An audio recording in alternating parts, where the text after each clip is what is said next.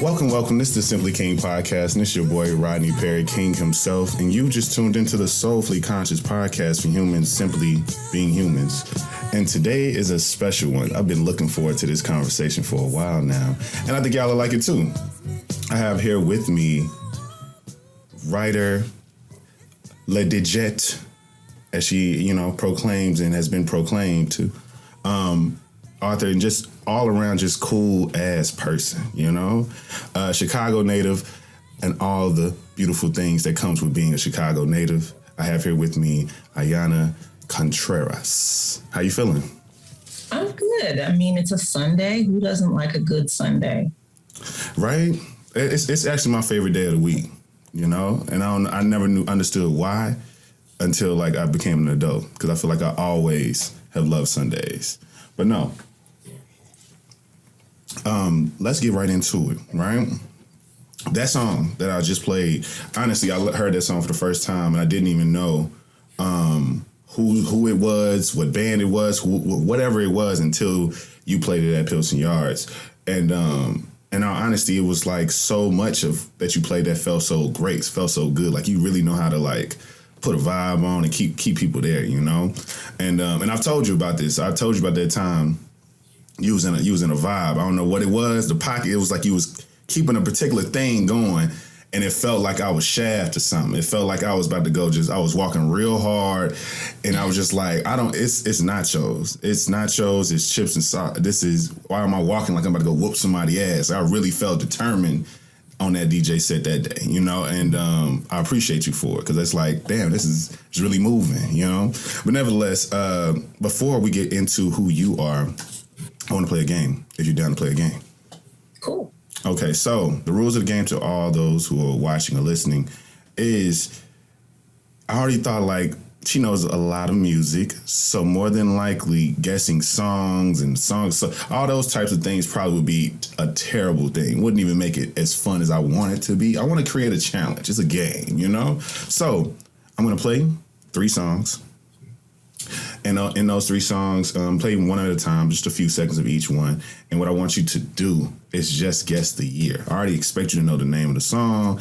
I already expect you to know the person who's singing or the band who's playing it. Whatever it is, just guess the year. And yeah. Are you ready? Sure, why not? Okay, so the first song is one of my favorites. All these are because of Mom. So shout out to Mama. Shout out to you, Mama. Because I know all these are jams. Nevertheless, here we go. First song.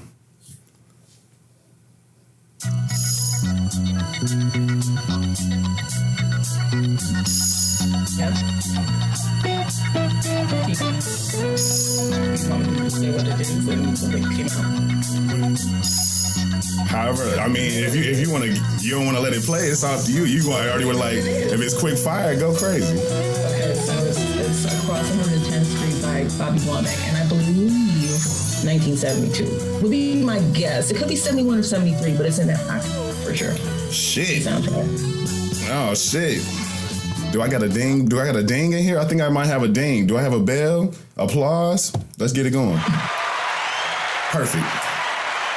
So I'm already regretting this, because I'm thinking that she's probably gonna get all of these. Like someone please pick me for Name That Tune. Like if they ever bring back that TV show, someone please pick me, because usually I can get it pretty quickly. Yeah.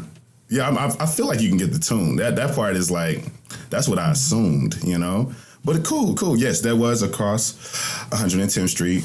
Actually, was a soundtrack song as well for the movie named after the same thing by Bobby Womack, and it definitely came out in 1972. So you got that spot on. You didn't even have to give us another preface to anything. Okay, so second song, and second song, and this is a good one. This is one of my favorites, honestly. Okay, here we go. Let me see here. Now this one, I'm gonna let it play just because it's the jam and it's a lot, it's a lot going on.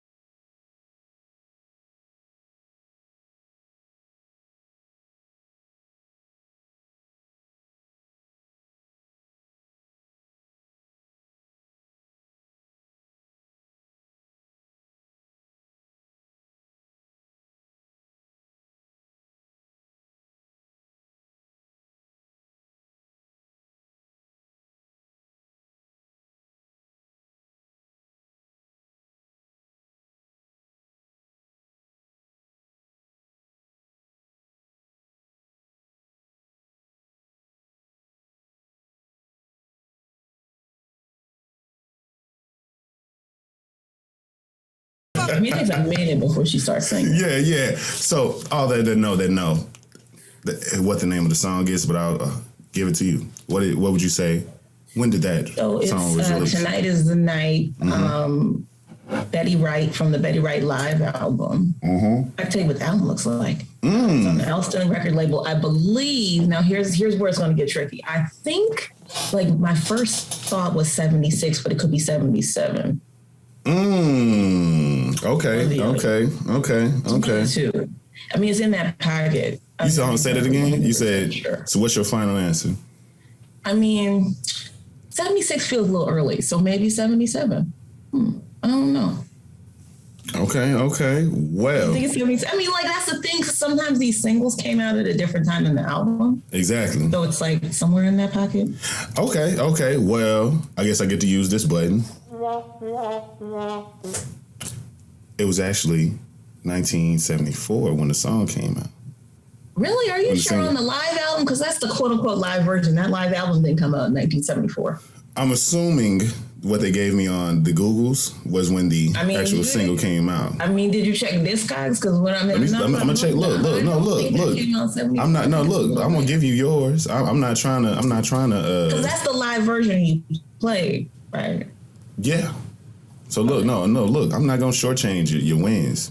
I mean, I could be wrong, but I'm pretty sure it came out a little later than you would think. Let me see.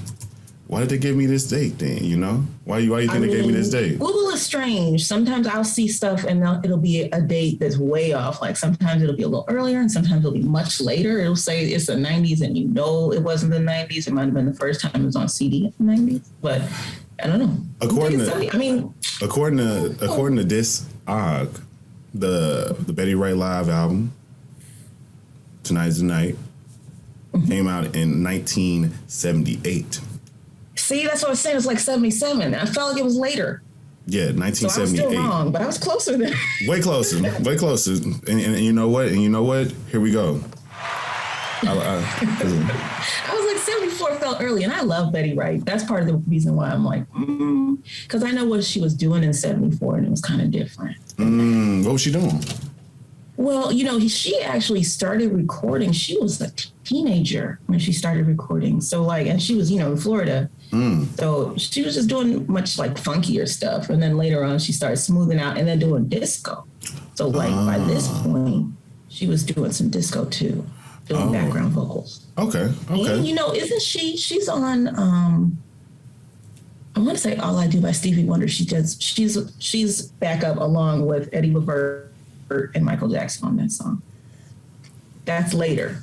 I remember that fun fact. Yeah, there's some interesting facts about her. She's cool. She passed away recently, I believe. Yes. Yeah, I want to say, was it early? It might have been early this month or late last month for sure. Recent. Yes. All right, yeah. Rest in power, Betty Wright. And last song, and I know for a fact this might be my mom's like favorite, like, you know what I'm saying, Dusty. Favorite. And I love the song too, just off of the strength of playing it so much. Her playing it so much. So like last song, here we go. Okay.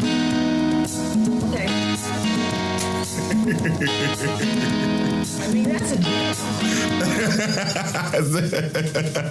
okay.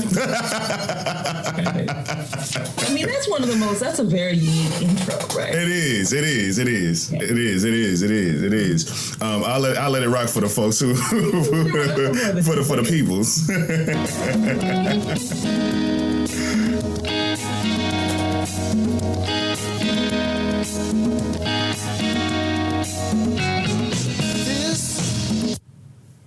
Oh, was that me? That was not me. That was I think that was my phone because I didn't touch anything. Nevertheless, that's a great time. I like that. I ain't mad at that. Give me an answer.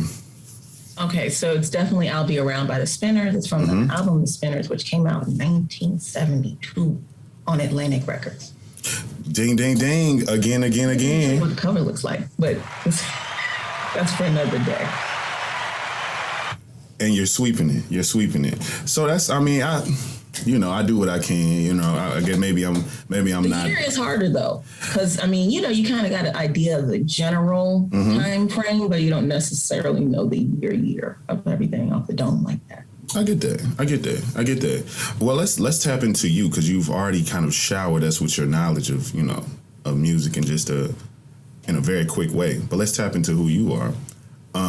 What would you say is the best way to describe kind of who you are now, as a creative, as a music lover, as a person who loves leisure and all these other things? How would you describe yourself now?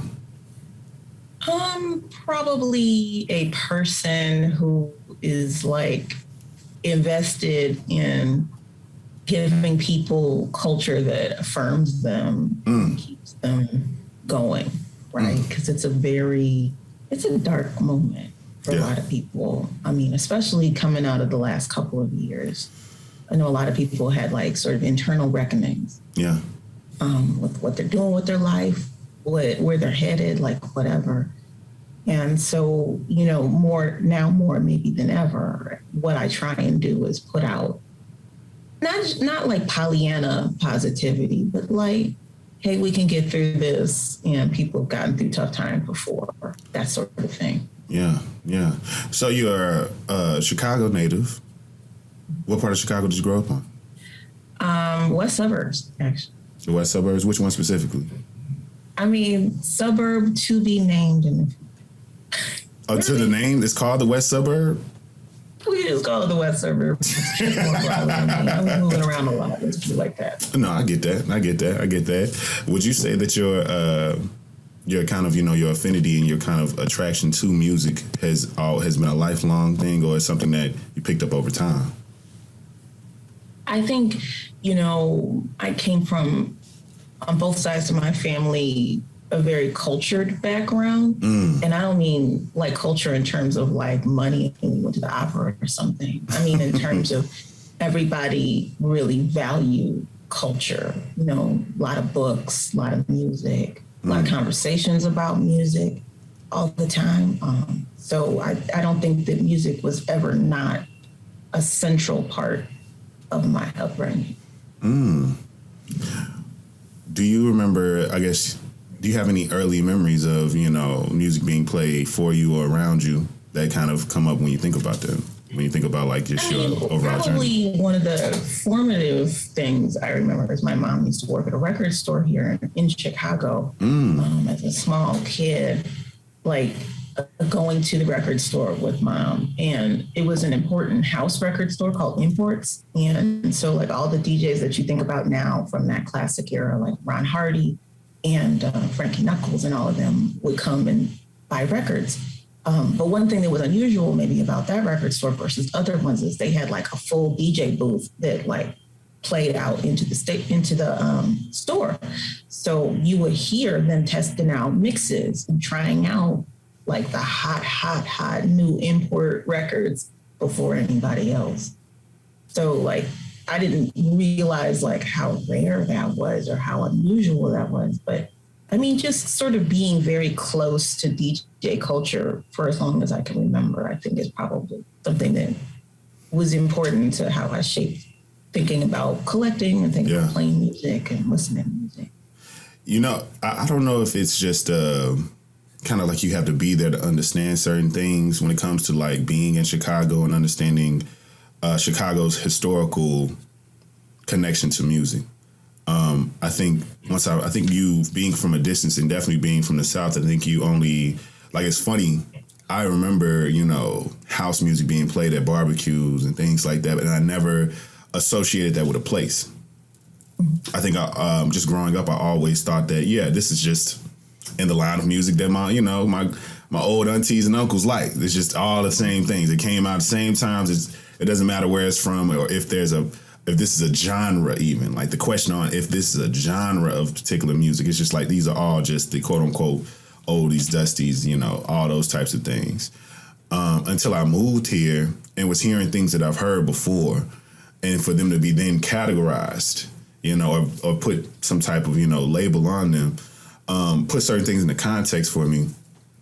in terms of the diversity of music that I think Chicago has been very celebrated in and very much consistently always a part of. But I don't know if everyone who is of a particular age or of a particular sense of awareness really knows that about Chicago. Because I had to come here to learn about like the heavy, you know, roots in jazz and all these various artists and all these specific things that kind of, and then also these very legendary historical figures of music in various genres to come from this place or have came and worked in this place. It was so interesting to me because it's like no matter what, especially when you talk about like just, well, all music kind of is black music, but just all these very milestone and unprecedented sounds and groups, how they either had some time here or were started here or their record labels were here or whatever it might have been. And it's so interesting to kind of think about it.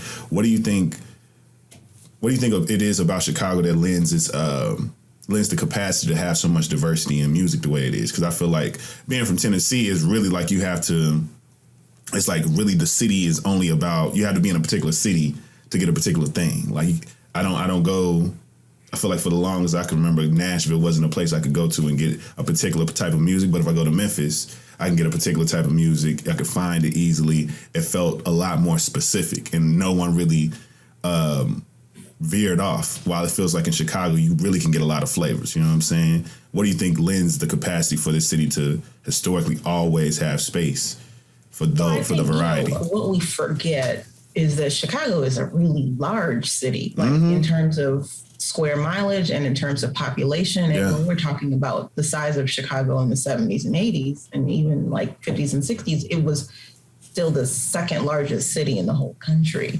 right? And it was a very black city, you know, so all of that means that just by sheer numbers, it'd be easier to have a lot of diversity of sound, right? And the beauty of the Great Migration was that we also got a whole lot of people who were motivated, right? Like there's what they call the immigrant advantage, which basically means that when you get immigrants from other countries like Jamaica or someplace like that, you're going to get the best and the brightest because those are the people who are motivated to get out and do something. Yeah. And in the same sense, the people who came up from Mississippi or like Arkansas or Alabama or Tennessee, right? A lot of folks came from Tennessee to Chicago. Yeah. Even New Orleans, they were trying to make something happen and they were more likely to do that, you know? That makes sense. I think it's an interesting thing. It's a beautiful thing to kind of learn that, you know, such names as like what is like Earth, Wind and Fire and like the damn Parliament and Quincy Jones and all these various people kind of have a connection to, you know, Chicago in some way, shape or form. It's just beautiful to kind of think about it in that way. And I do love the Chicago-ness of it all, how people, depending, because I think people are real good about that ain't Chicago, this is Chicago about certain things. But what's funny is when I've had conversations with people and they expand it to make things, feel a little bit, to just claim something that just they feel like they should claim. I remember being in a conversation where somebody was like, I mean, if you really want to think about it, Gary right there, so Michael Jackson really is Chicago. I was like, okay. No, for real. I really think that Gary is included in that pocket because so much of his career, their early career was actually started in Chicago. Yeah, but I guess it's the context and like you got to really break it down. You can't high take that and lead the room. You got to school somebody like myself who's going to be like, hold on, break that down. What do you mean? Because I see the very distinct passion to like delineation, like, hey, that is not this and this is not that. But nevertheless, I love that. I love that about Chicago in a real obsessive way almost. Like the pride is something that I wish could be bottled up and kind of sold in a way. Because I saw on Twitter somebody posted, I want somebody to love me like people from Chicago love Chicago or something like that. That's a good one because there's nothing that can beat it. And I've every single person I think I've met who hasn't, usually it's something extremely traumatic that has to transpire in Chicago for you and even still, those people still don't count it out. They still speak highly for other people. It's like, I think you would love it. I think it would be great for you because I had such a good time. I just think it was time for me to go, or whatever the situation was. It's never like I hate that place. It was so much that happened to me while I was there. I feel like those things are a lot fewer narratives. And I think my obsession really is rooted in, I think a lot of people question why I've been here for so long. Like people who aren't from here, people who've never been.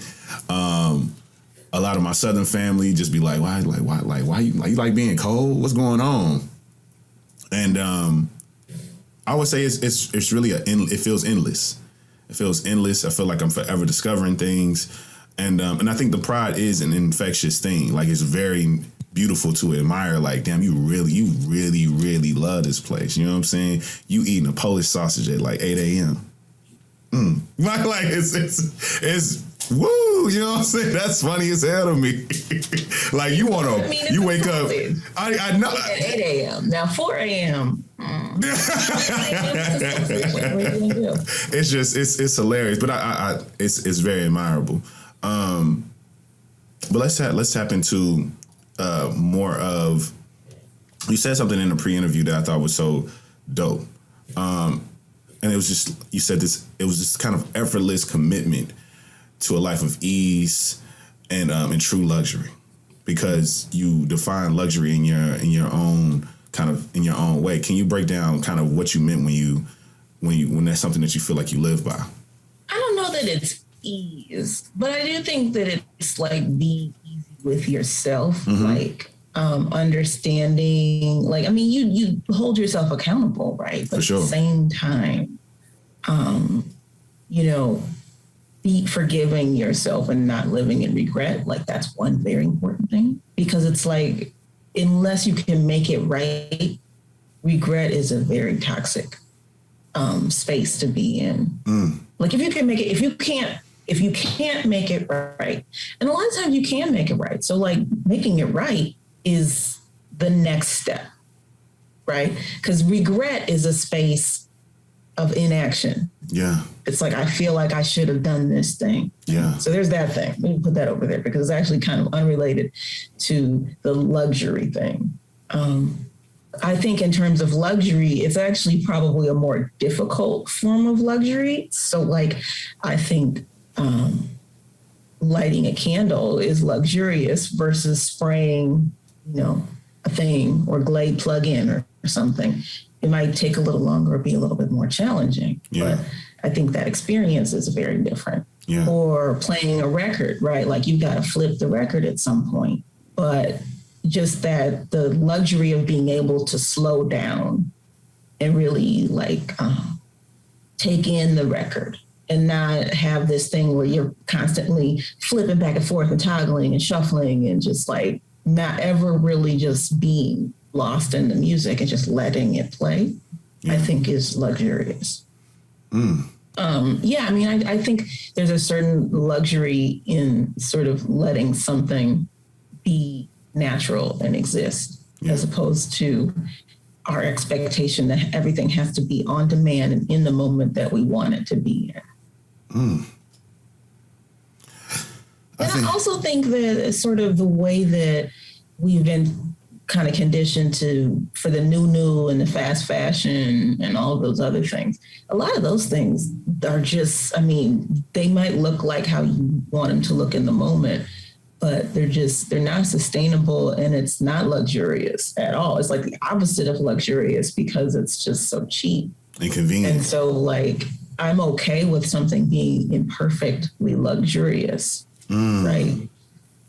So like I have this fur coat and I had to tell my father, you can't just be hanging off with this coat because it's like from the 80s. It's not a new coat. But when I put it on, guess what? I think you've seen that coat. Possibly. Look. Shoulders. Hell yeah. You know what I'm saying? Like it's number one in the streets. But you gotta like treat it right. Yeah. And it gives you back luxury. It pays you back in luxury. Yeah. But it's not one of those things that you can just treat any kind of way. I like that. I think, that's something that is interesting these days. I do believe that, technology can lend us convenience. But I think, when does technology answer or solve problems that we never really spoke to, that we really never said anything about, which I feel like we've gotten to in a lot of ways. I remember, I think it was like the iPhone, I want to say 7, that felt very complete. It felt like we have everything we need. This camera's great. All the features in it, all the things that we kind of are asking for to a point in time. And I think the 7 was the last one before they changed like the charger situation and all that. Mm-hmm. And then the headphones, they snapped the jack. All that. So it felt like this is the phone. We don't need anything else. Like, we can really just rock it out. And I think that's why so many people stayed that way, because it was like, you're trying to shift us out of what we pretty much just wanted to get to.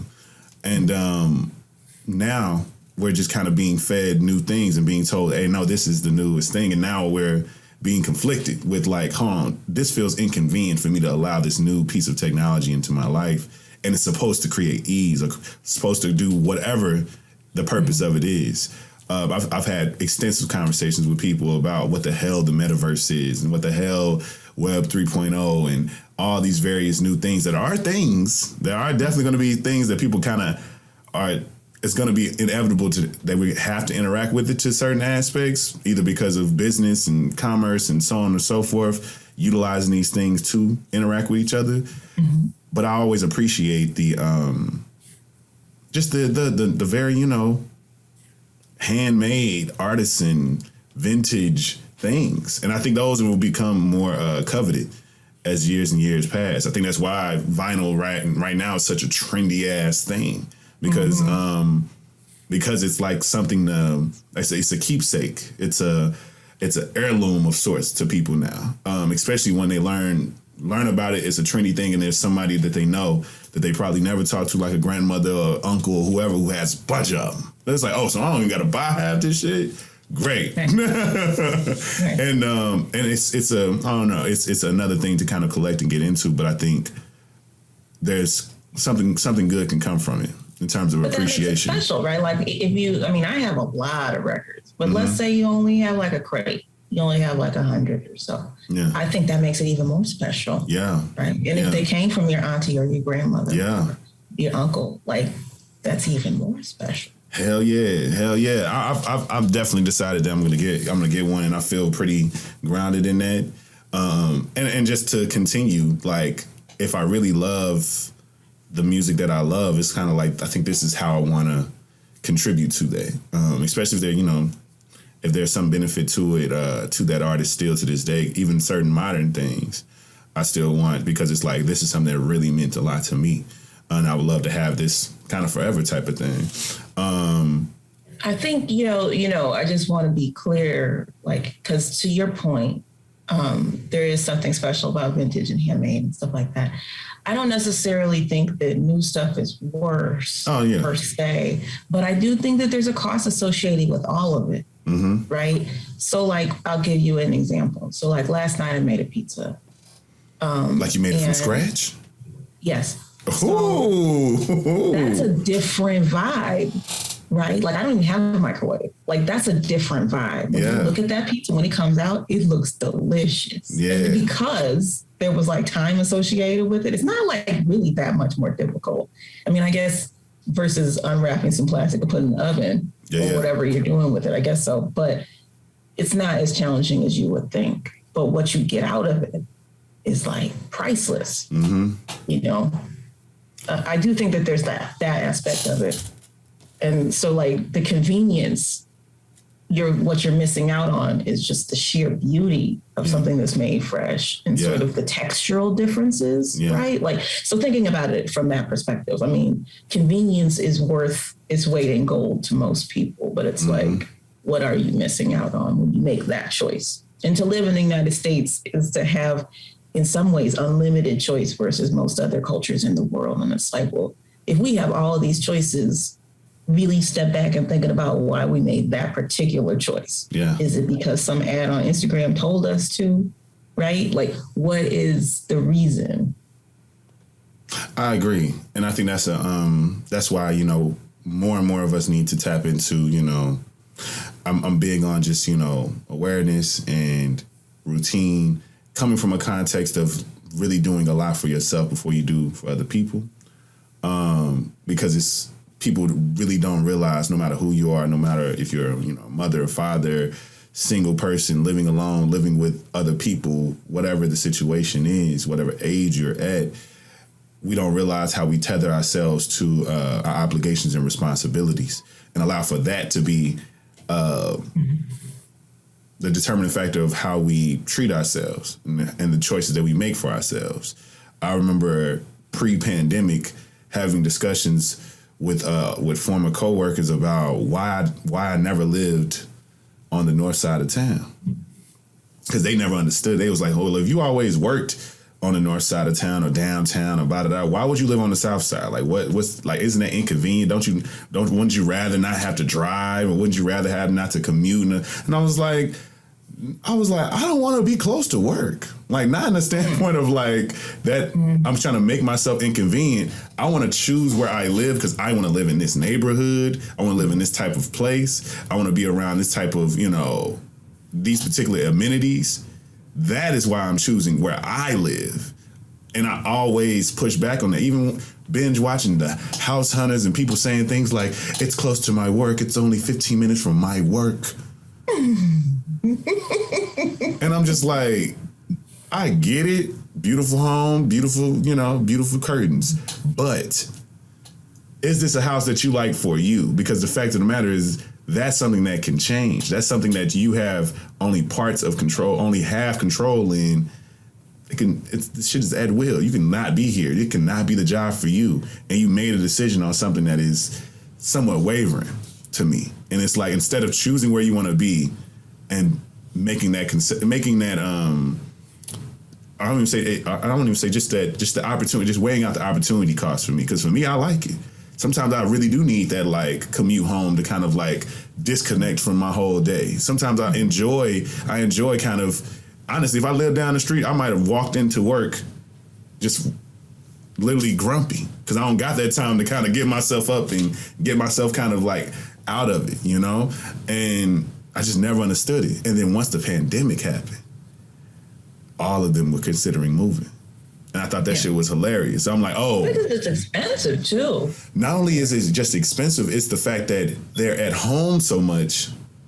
So now they didn't really like their, oh, I see. Yeah. They didn't even really like their place because it's like I chose this place for a large part because it's close to work and it had the bare minimum of amenities that I needed. Mm-hmm. Now that I'm not there, now that I'm not having to be there all the time and I'm here, and me and my roommate or me and my family, even some people, have to be in close quarters all the time. And I'm working from home from this desktop or this laptop or whatever the situation is, trying to make things happen. They realize like, oh, what work meant for them, but also now being so close to it, it's like, well, I don't really like how we ain't close to none of the food I like. We usually got to order it and da-da-da. I'm like, see, while I was living in the breeze. Like, yes, I will not come into the office and I will be happy. I will go get me, a great, have so many amenities around me that I like, that I enjoyed because I already knew the neighborhood I lived in. So I can go get me some great lunch. I can go do this. I can run an errand or two. I can do all this type of stuff because I chose to where I live because this is where I wanted to live. But that's just, slight tangent. Nevertheless, I wanted to, keep us in that kind of same mind of speaking to the profession of being, a DJ is one that I think is nowadays, I think right in the same line of a lot of different, artistic technically artistic practices, such as like photography and videography and all these various things. A lot of people have started to, I won't even say not appreciate it. I just think minimize how, I guess I won't even say difficult either. I don't want to imply that.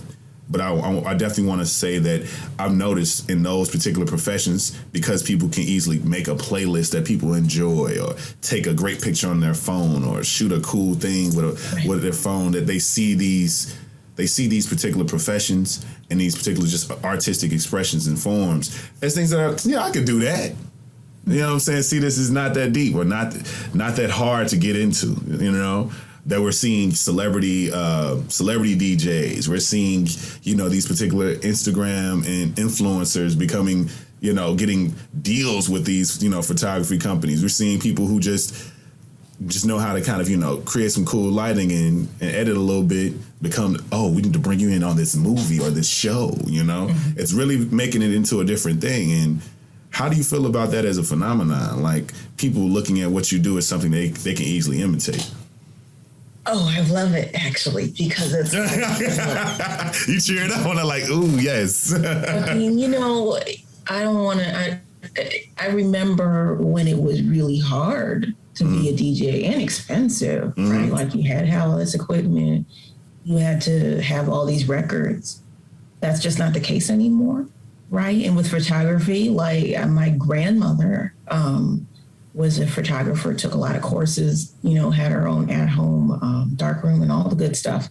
So, I mean, I understand the difficulty that it used to take back in the analog days, right? You know, the thing that is the unspoken thing that made every great DJ ever in the history of great DJs is the amount of learning time that it took for them to incubate and create mastery. Right? It wasn't just that now all of a sudden people have access to all this music and have a controller and they're suddenly a really good DJ.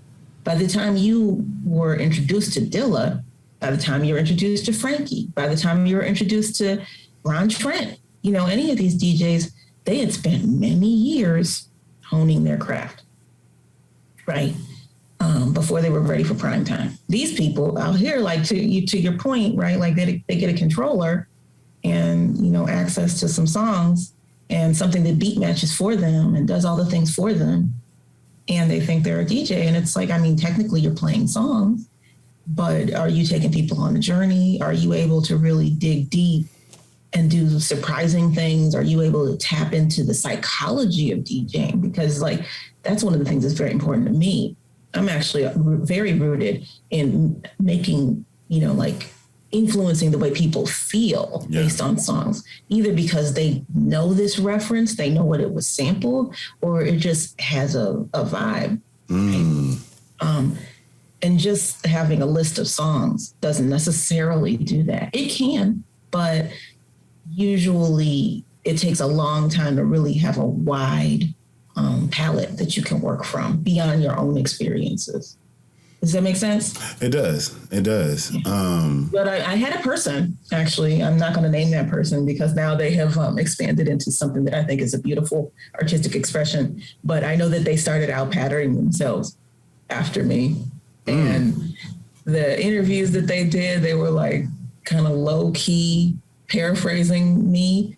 And the photographs on their website look like the photographs on my website. It was very funny. Snap. And then finally I was like, well, eventually they're going to realize that there is just no way that the path that I took in the 90s and 2000s is something that you can do today. Yes.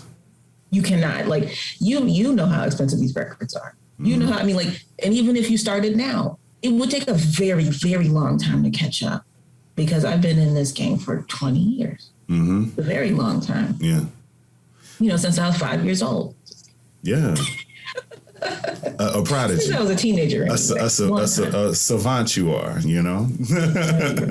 I was a tot. No, I mean, I was a teenager, like, so it's been a while. Yeah. And the era was different. Like, when I started collecting records, no one was collecting records except, you know, punk rock kids sometimes, and people who were DJing, basically. Every once in a while, there'd be some collectors who were collecting the type of music that I was collecting. But generally speaking, people weren't collecting, not like this, like regular people were not collecting records. People were, in fact, actively getting rid of records and telling me, come get these records. That was what was happening.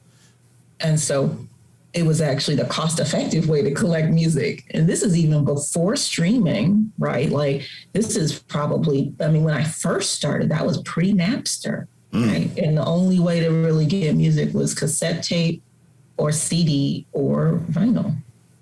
And record stores were still selling vinyl at that point, but it was mostly singles, mostly like 12 inches for DJs. That was about it. Like when you went to Tower, you get some albums, because I bought a lot of albums, actually. A lot of the 90s albums that people now covet, I bought them when they came out on vinyl, but it wasn't something that regular people were doing.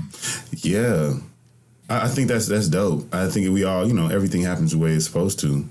And kudos to whoever figured out their way. that they couldn't keep imitating, I'm happy that because I was like, it bothered me at first, but I can imagine. It was just like, I think the difference between that person and me is the path I took. I'm not going to say that nobody in the world has ever done what I do, right? But sure. I didn't really have one person that I could model what I was doing after. There weren't a lot of young girls, and there definitely weren't a lot of women doing that sort of thing. And even on the radio tip, most of the radio people that I admired were considerably older or male or in a genre that I wasn't really trying to do. So just me shaping my thing was not me based on me ripping off somebody else's thing or trying to rip off somebody else's thing. Yeah. It's interesting how, I don't know. I think I've discovered originality from ideas and hindsight. And I think that's a beautiful thing to kind of come to where it's like you're just doing you. And then once you publish the thing, you realize like, oh, this wasn't done before, because you never approach it with that context of like, oh, I know no one's ever done this. That's why I'm going to do this at all times. It's just you honing in and doing you. So sometimes it's a necessity, right? Yeah. Like, I mean, I think when you find your own lane, right, like that's a powerful thing. Yeah. Because I don't know. I always say if you want to work in media in general, you're always better suited to try and figure out what it is that you can offer the world that other people can't. Because if you're just trying to do it, there's plenty of that. Yeah. There's plenty. Yeah. That's read me. I love that. I need it. Yeah. I need that one. I'll take that. Because that's the thing. I think that's the thing that I've like had to grow into over time. Because I think so often you don't know what the value, and I'm glad that's something that I've been able to like discover in myself, and that be, if anything, the gift to anyone I bring onto my podcast, is if they ever had a feeling of like their story or their opinion or their viewpoint didn't matter, I first had to discover that in myself to then let you know the same thing about you, because so many people I've asked to come on that I think are extremely incredible people, and have fascinating point of views or stories or perspectives and all various things, just helpful ass things to say. Them like let me know either pre-recording or post-recording, like, hey, I did not know, or I did not think that I was the person who should do this, that I was the person who should even talk to people or tell people about what it is that who I am and what it is that I do, or so on and so forth. And I'm like, damn, that's crazy, because that's all I could think about when I first meet certain people. And certain things are aligned in that way, I think, to let people know, like, yes, you, not only you're important, but that is very necessary and needed. We need those perspectives out there, and claiming and being in that space. I would say let's pivot and speak to your book, Energy Never Dies, Afro-Optimism and Creativity in Chicago. The cover is beautiful. Who took that picture? So I don't know who actually took the photo. Mm-hmm. What I know is that it's from an old Afro Sheen advertisement, which was by the Vince Colors ad agency. So we got permission from the son of Vince Colors to use the photo for the cover. Is this your first? I mean, it would have been somebody who worked at the ad agency who took the photo. That makes sense. In Chicago, by the way, that ad agency was based in Chicago. Ooh, I like One that. of the very first Black ad agencies. You went deep with it. It's like black thing. ass. I gotta give you the full. That's what I want. That's real black ass inception. It's like if it's black and it's black and it's black and it's black. I like that. Is this your first book? Yes. Okay. I mean, yeah. Right. Why you say it like that? It's the first book that y'all have seen. Okay. I mean, you know what I'm saying? Like, this was the first one that I wrote with the expectation of it being published. Yes. Let's put it like that. Okay. What made this one the worthy one to show us? I think before I really started writing, I mean, when I really first started writing, I was mainly into fiction. So there's like a novel that exists. That's cute. I mean, it's a really cute novel. It really is. But I was never really motivated to actually try and get it published. I just enjoyed the activity of writing that. Yeah.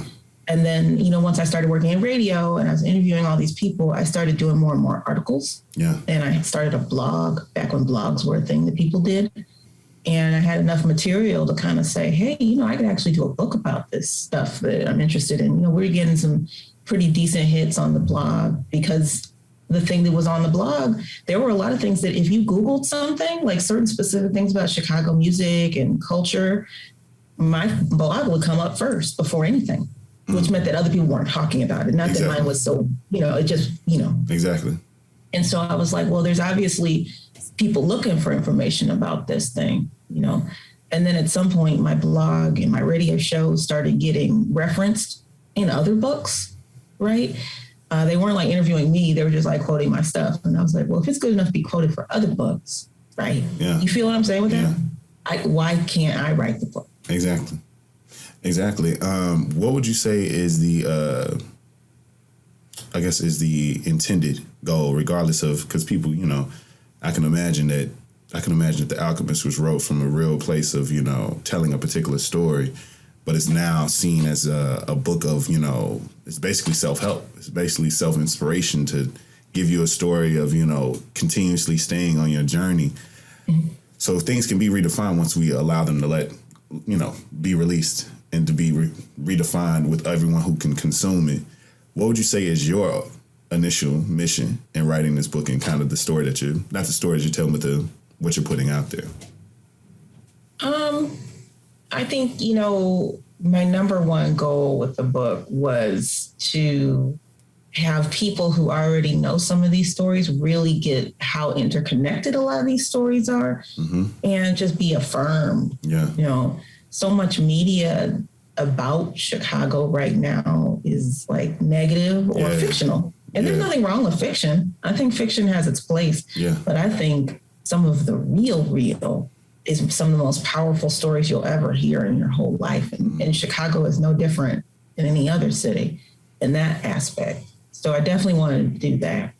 The other thing is, the thing about radio, right, is that it disappears. Even if you put it on SoundCloud, even if you put the audio on Spotify, it's just really difficult to find information and reference information. But if all the stories and stuff I've been working on over the past, 10, 15 years gets written down, somehow it's easy to access and it's available to people and it's more tangible and real. Yeah. I mean, I always tell this one story. Somebody was interviewing me and, they like to have a laundry list of the things that you are, right? Like, DJ and radio person. And he did, quote unquote, cultural historian. I'm like, what do you mean, quote unquote? You know what I'm saying? Like, why they got to be a quote unquote? Yeah. Historian. And this is before I wrote the book. And I was like, when I was doing this book, I was like, I bet you when this book comes out, he won't be doing them air quotes. You know what I'm saying? Like, I honestly was thinking that because it's like, somehow there's something about writing a book through an academic press. Yeah. Right. That puts a little respect on the name. Yeah. And I think that's why I've always had it may be a part of my affinity, only slightly, because I really don't care too much about particular official forms of validation, because I think the action itself is one that's powerful to collect your thoughts and organize them and put them in this tangible form is already very, very, regardless of how well it does or not. I think the act of doing that does something. It does something for the artist. It does something for the people who read it. And I think I've always been very attracted to the idea and the act of writing for a multitude of reasons. but writing a book specifically has always been moving to me because it's just being able to resonate with people away from you. I think my mom has told me for years since I was young, like, you got a radio voice. Like, you gonna do something, you gonna say something, you gonna, and it's funny how just life pans out, because I didn't immediately sit there and tell myself, like, all right, cool, let me get in the radio, let me do these things. And I found this. And I found this particular form because I didn't know shit about podcasting. I didn't know shit about any of these things within media, and really grew in a liking and passion and affinity to it in a way that I didn't even expect. And it feels good. But I think writing, and especially writing a book and publishing your whatever, in whatever form, whatever genre that it is, I think it's always been resonating, because I think if I'm in person with you, if I'm, can talk to you through this mic and you hear me after the fact, I think, I can probably persuade you, entertain you, inform you of something. But to be able to do that at a point in time and synthesize that, make it into something and give it to you, and you understand where I'm coming from, and I'm not even the voice that you're hearing. Right. I'm just the voice that you're reading. Really is powerful to me. And I think that's why, certain allusions to, certain aspects of that are affirmed in just the way the world is, either in art or just in reality. I think the reason why things like the Bible and the Quran and the Torah and all these various things are still very resonating, because of the stories, because of them being things that can be translated to fit you or to fit something about your life. I mean, the same thing when it comes to fiction and nonfiction. It's like these things are old and they're still finding ways to connect with people. Words that were written in so many times ago. I will say that books are different from DJing and other art forms, because, everybody, I think, can probably write something. But when you actually sit down and write a book, like, I was an English major, so I've always known how to write. But that's not something that everybody feels like they can do. Yeah. Some people do think that they can write a book, but it's like, that ain't a small thing. That's a real, just the time that it takes to just compose it, let alone make a good book. Yeah. Just make a book, period. Yeah. Yeah. And I think that's why I'm so, why I created so much anxiety around it, even though quite often people in conversation, when I speak ad nauseum about a particular thing, they like, why haven't you done something with this? Like, I get you probably done a podcast, get you but it seems like something that you're trying to figure out or try to tap into. It seems like you should put this down on something that's, more even past permanent. And I'm like, yeah. And I think this year has been that heavily. I think literally out of all of the episodes that I've recorded this year, I want to say at least maybe more than half of the people that I've recorded with that are going to be guests on my podcast throughout this year are authors in some way. They are either just publishing new things, they have older works and they're publishing new works, or all these various things. And it's like, damn, what y'all trying to tell me, universe, But I'm receiving it. I'm definitely receiving it in.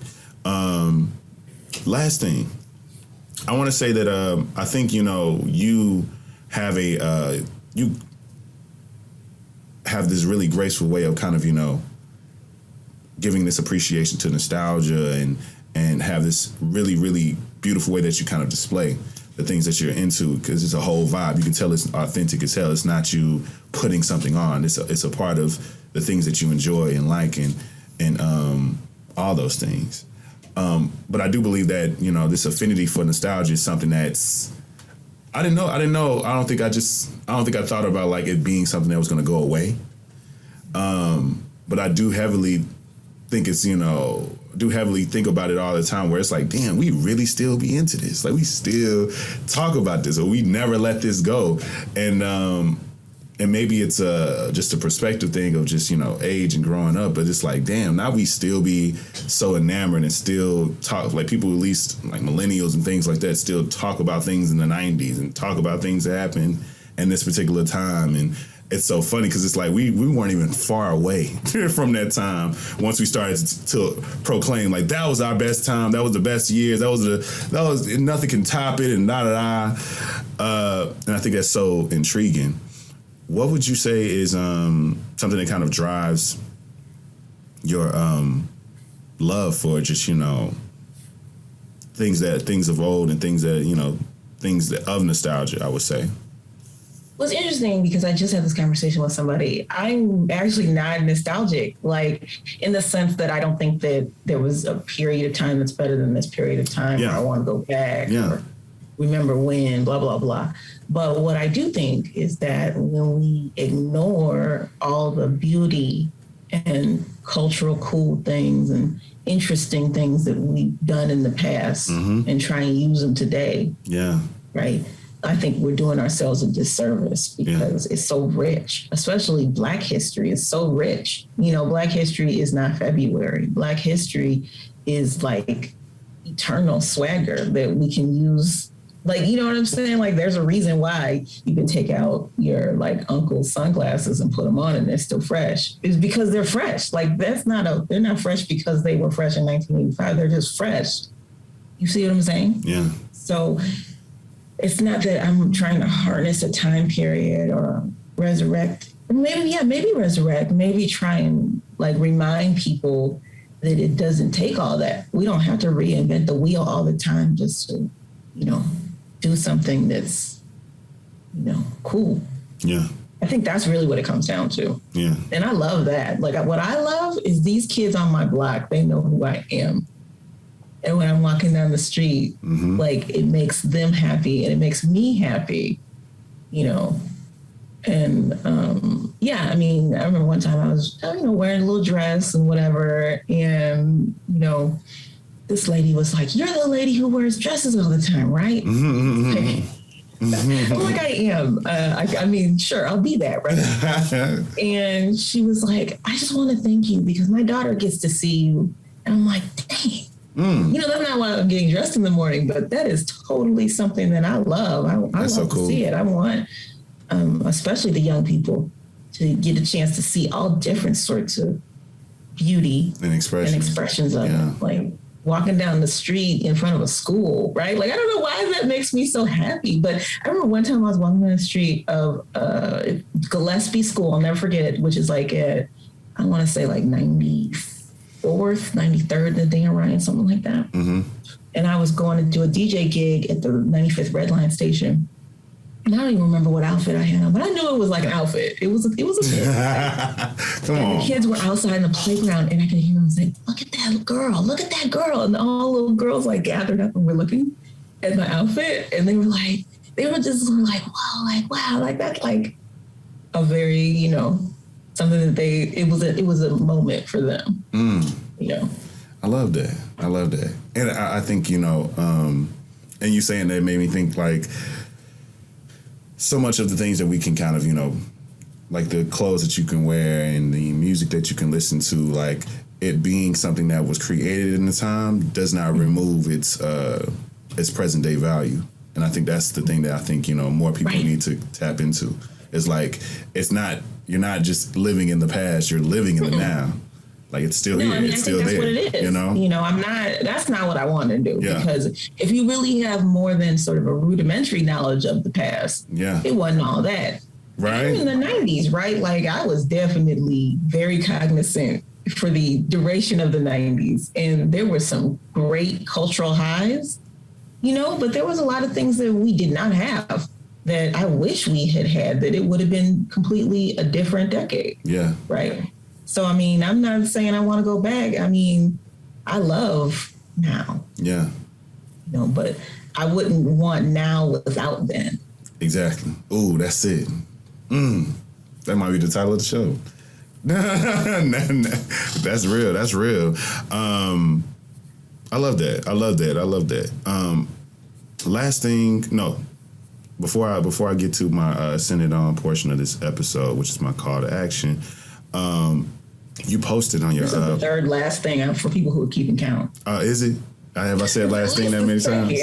So...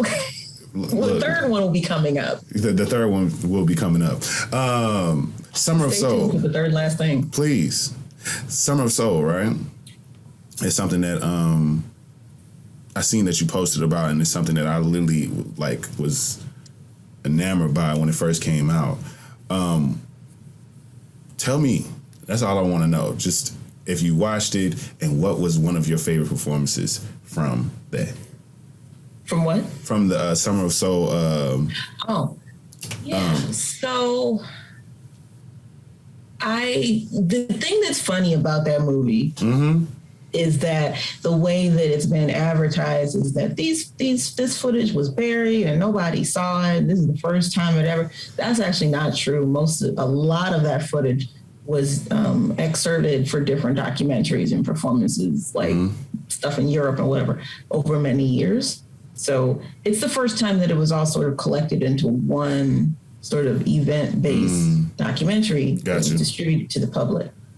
So in that sense, I think it's very special, and I think it's a moment for our time. I think that the documentary itself, like the format of it, I wish that they had sort of had less talking heads. I know people are used to the talking head documentary format. Yeah, but me too. Less talking heads and more of these performances that are kind of rare, right? That's what I would have liked to have seen. So I'm happy that they put out the soundtrack so that you do get to hear at least more of the performances. My other thing that I loved about it was how much color was in it. You know what I mean? Like, just sort of the costumes, how colorful all the people on stage were. I thought that was beautiful. And I like fashion in general. So all the shots of the audience, I loved seeing sort of everybody's fit. And that was also a time period back when a lot of people made their own clothes. So that you were more likely to see sort of like unique things, weird things even, you would say. My favorite performances, that's hard. I enjoyed the Mavis Staples. Me too. And Mahalia Jackson performance, probably because, first off, that's straight up Chicago up and down, right? Yeah. Mahalia was from New Orleans, but lived in Chicago, did people's hair for decades, many decades. And I think I liked that performance a lot, not just because of their singing, obviously. That was one of the last ones that Mahalia ever did before she passed, like that she was recorded doing, in video. So it's rare in that sense. It's also, I talked to Mavis Staples a couple of times, and she talked about that performance. And that time, I think she thought it was Newport. She couldn't remember which one it was, but she told the story of how Mahalia handed her the mic, and she thought that was like a figurative handing of the mic, from one generation to another. And it was an important moment in her life. So seeing for the first time that moment, in full color was powerful. I enjoyed a lot of the performances. I did. I'm trying to think of another one that really, and this was interesting. This will seem like this is like the opposite of what I just said about the talking heads. So the performance of the Fifth Dimension was decent. Yeah. Right. Yeah. But what was powerful was when Billy Davis Jr. and Marilyn McCoo from the group talked about how they felt being on the stage in Harlem and being accepted by Black people when they were considered sort of like crossover, like mainstream kind of, not corny, but like pop. You know what I mean? They weren't considered the most soulful group when they were out. Yeah. So they felt, and then like Marilyn McCoo starts crying, like that was powerful.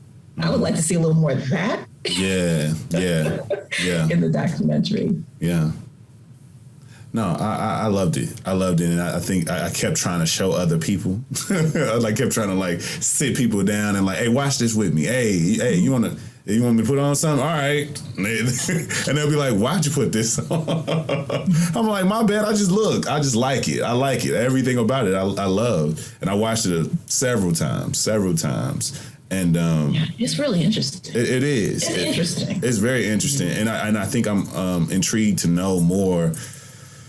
Intrigued to know more about those particular events, just those particular times. I think it's always beautiful to kind of see these legendary people together and in the same spaces. I think that's why when you could just easily be a person who just creates a whole page of just posting pictures of, very well-known black people with other well-known black people. Like, have you ever seen this person with that person and this person with that person? Like, it literally just takes you in, draws you in. Like, damn, I wonder what they did. I wonder where they was at. And sometimes they give you just a little bit of context. Such and such at Studio 54, such and such at the Grammys and da-da-da. And it's just like, damn, like, look what they had on. Look how they looked.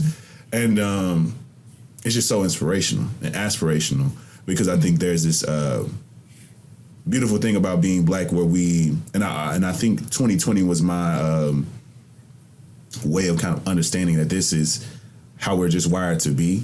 Like, we speak to, not being a monolith and all these various things. Like, blackness has so much diversity, and I think that's very true, but I think two things can be true at once. Is that I think the reason why we are always very taken aback by, these heinous acts of violence to black people all over the country in various ways by literally, police officers and even private citizens, is because I think that's how we always were meant to be. I think we always were supposed to have a general foundational human empathy, where it's like something is happening to someone, and yes, they do look like me, but I'm feeling for them. I feel for this situation. I didn't want this to happen. This is so, it's really earth-shattering in a lot of ways. And I think that is what we have to, I don't think it's always a bad thing that we see people win and see the good things that happen for various black people just throughout time, and us to feel so good about it. Like, that's something that everybody's talking about. Like, y'all see such a one at a war. Y'all see, folks it's the water cooler talk as if this is your cousin. We all talking about it. Like, hey, we won the game, or we did the thing, or we finally got it, or we may get no true actual direct tangible reward other than just feeling good that someone who looks like us, someone who comes from us, is getting further ahead, or getting some acclaim, or getting some acknowledgement for what they've done. And I think that's how we kind of should be. It feels good. It feels natural. And just that communal way of kind of celebrating each other. Last thing, and we can send, this really is the last thing. Sending it on. So, my send it on portion of the episode is my call to action. And I have a very simple question. It may not be simple. I hope it is. And that is, what is the best actionable advice you were given?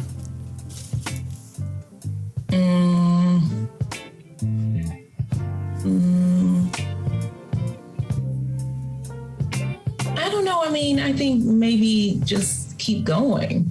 I mean, that sounds small, but it's like when you keep going, you don't know who's watching. You don't know who is feeling like there's a possibility because you're doing something.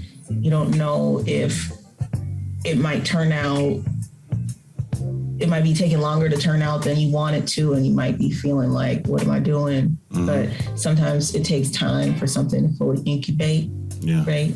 Really blossom. Don't give up on yourself is like what I would add to that, because there are a lot of people who are like, oh, I want to try this thing, right? And because it doesn't turn out immediately, right? Or in the way that they think it will, they give up on it.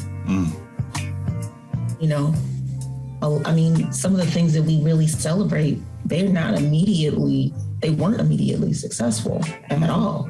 Mm-hmm. But what we're seeing is the product of, working when nobody's watching. I love it.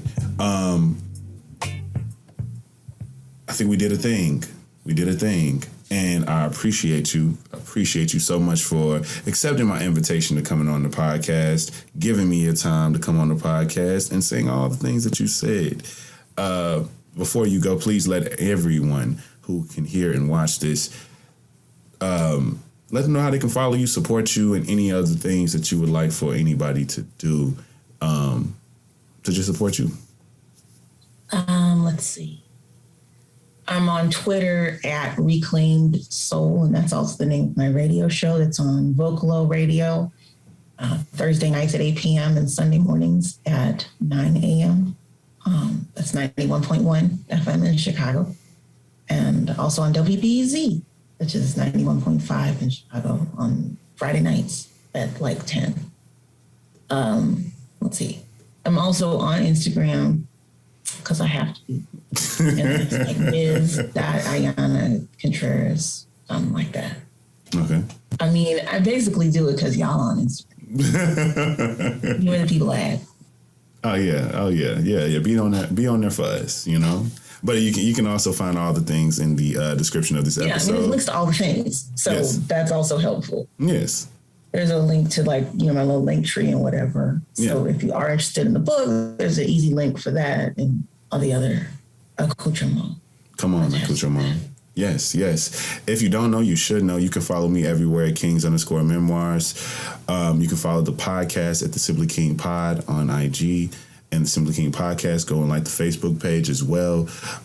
Also, make sure that you follow my business page, Life is King, where you can go and see about all the various services I can provide for you, and from the standpoint of digital marketing as well as creative production. I appreciate you. I appreciate you. It's the world we live in. God bless it. Trust me, I wish it wasn't that way, but here it is. It gets whatever done that it has to get done, I guess. But no, I appreciate you all for tuning in, for listening. Make sure that you come back next week for even more Simply King.